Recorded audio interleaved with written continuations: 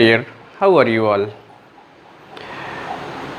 Myself Suresh going to present few important questions related to part A of class 9th mathematics. It is related to your examination. So dear children, that part A means 1 marks question, as in your paper is consisting. So in this part, that 1 marks questions are there, and their total 10 questions will be.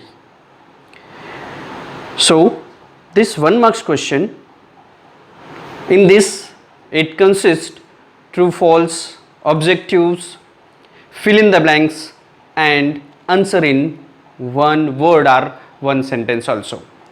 So this part is very important for your examination. If you are getting that all the marks of this part, so it will be easy to bring 100 out of 100 or 50 out of 50, means the maximum marks you can get easily. Part B consisting 2 marks, part C 3 marks and part D is of 4 marks. So the children, here let us see. The first sum is, what is the relation between pi and 22 upon 7? That you know that this pi and this 22 upon 7. You have read this pi, the value of pi is equals to 22 upon 7. Here with the help of this they are equal also, but if you are taking as a number, this pi is irrational number and 22 upon 7 is a rational number. So the relation between these two numbers, pi and 22 upon 7, they are equal to each other. But if it is asking which type of these numbers are, so pi is irrational but 22 upon 7 is a rational number. Right children? Next question is the conjugate of the number. Conjugate of the number under root 11 minus under root 5. So the conjugate of this number will be what? Means a number when you multiply this, so it becomes a rational.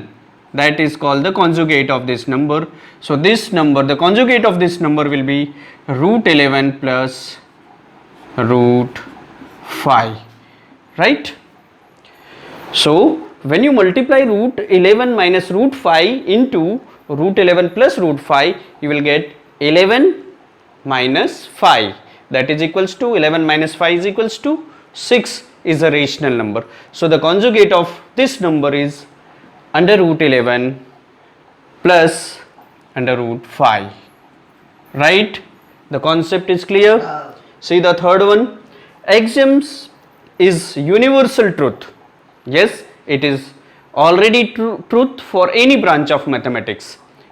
If you are studying in geometry, the axioms are always a universal, that a universal truth. Everywhere this you can apply it. So this is the true statement that axioms are universal true. Okay.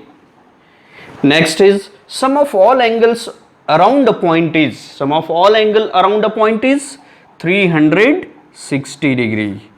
Sum of all angle around a point is 360 degree.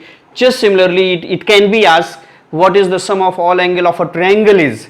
So the sum of all angle of a triangle is 180 degree. Similarly it can ask sum of all angle of a quadrilateral is. So sum of all angles of a quadrilateral is equals to 360 degree. So here it is asking sum of all angles around a point. So around a point the total 360 degree will be there.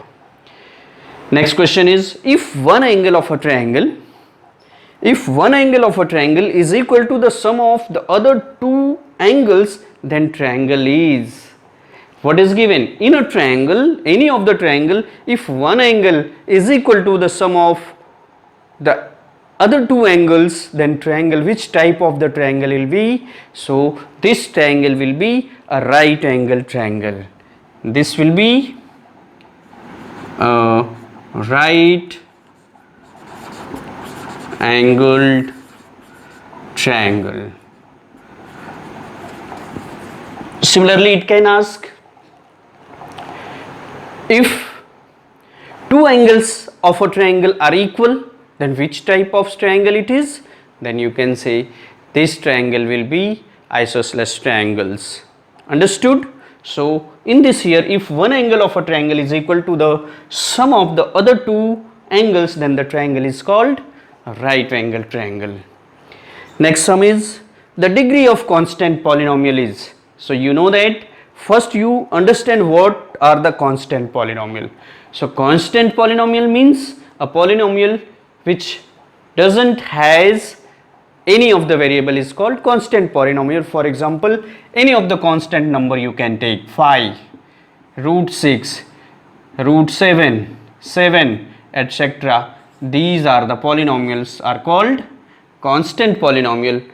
So here it is asking what is the degree of the constant polynomial. So as these numbers are not having any variable, so the degree of this constant polynomial is 0.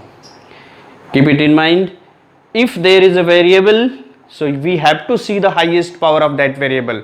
So here it is a constant, so the degree of the constant polynomial is always 0.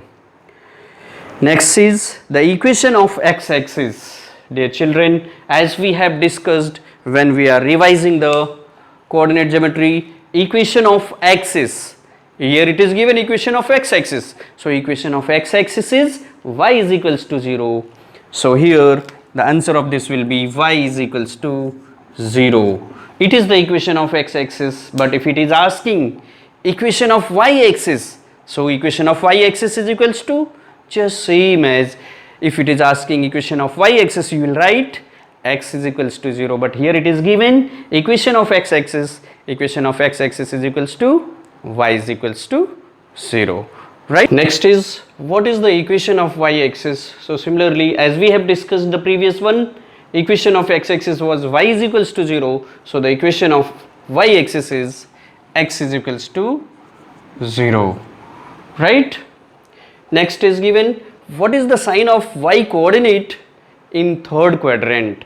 As you know that there are 4 quadrant, first, second, third and fourth. So it is asking what is the sign of y coordinate in third quadrant. So the sign of y coordinate in third quadrant is negative, right? X coordinate is also negative in third quadrant. So you have to be calm and positive to give the answer of each and every questions. Next is given how many dimension of a solid has. So solid it has length, breadth and height. So a solid has 3 dimensions, length, breadth and height. Similarly, how many dimensions of a surface has? So surface is having only length and breadth, so the dimensions of a surface is only 2, right? Next sum is perimeter of a triangle is. So the perimeter of a triangle is sum of all sides of triangle. All the sides of triangle is called perimeter of the triangle, right? Next question is write the Heron's formula. So Heron's formula is related to the area of the triangle. So Heron's formula is area of triangle is equals to area of triangle is equals to under root s into s minus a into s minus b into s minus c. So this is the Heron's formula, where s is called semi-perimeter, a is called a, b and c, they all are the sides of the triangle. When you are getting semi-perimeter S is equals to A plus B plus C upon 2. So the area of triangle by the Heron's formula, area of triangle is under root S into S minus A into S minus B into S minus C. बच्चे सोइए बहुत जल्दी सोइए रिशु.